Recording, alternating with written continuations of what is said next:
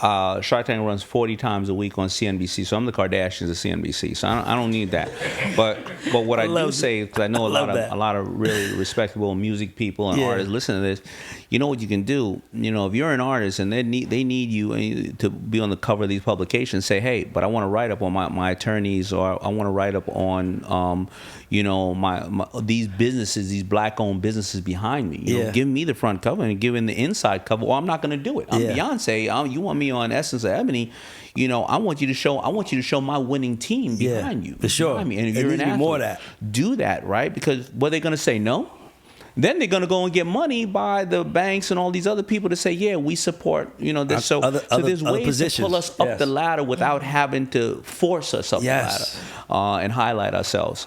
You know, Shark Tank is very funny. You know, they called me because I was doing, you know, all these shows and trying to put out, I think one of the books, may not have been The Power of Broke, and they realized I understand the pitch. So when they called me, they were like, yo, we're doing the show. It's already #1 in Japan, London, and Canada. It's called Dragon's Den over there, but we're going to call it Shark Tank. And I said, you know what? It's 07, 08. Nobody's buying another shirt when they can't pay their mortgage. I need to diversify my portfolio. I'm going to go on the show.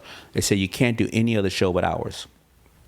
I said, all right, but I got three friends of mine that I'm mentoring. They're going to open a store in California. I'm going to be in the cable show 3 minutes, 3 separate times, 9 minutes total. They say, you can't do any other show but ours. I said, all right, well, only way I've gotten here in my life is being a man of my word. I have to pass. Goodbye. Click.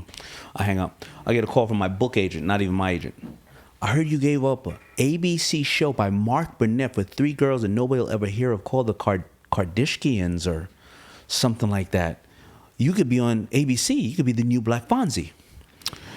No, I'm going to pass. I get a call 2 days later, the producer of the Kardashians.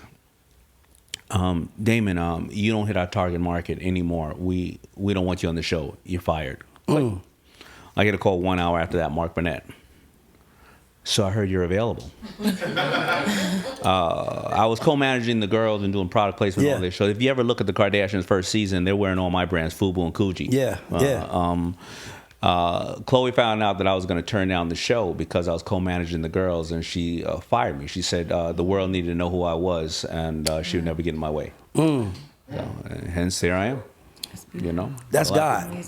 But that's God. To me, I look at it like, what are you telling the world? Like, I tell it to everybody in my life. I'm like, every move you make, what are you telling the world? And to me, that was you telling the world, my word matters to me more than anything else. Because if my word can be bought, I don't have a word anymore. I'm for sale. So I love that. So I got a couple more questions for you, brother. So you are Fubu to Shark Tank, but you still keep hip hop around you. Like Mr. Wonderful is sitting next to a dude that's like, oh, Hype Williams is my man. Like, it's like you brought hip hop to it. How are you able to ride that fine line of like, white America obviously loves you, but black America still sees you and like, that's my motherfucking man right there. You know, I am who I am. But you know, hip hop is the most powerful, you know, form of communication, I think, around the world. You know, hip hop and country will always be the voices that have not. So if you meet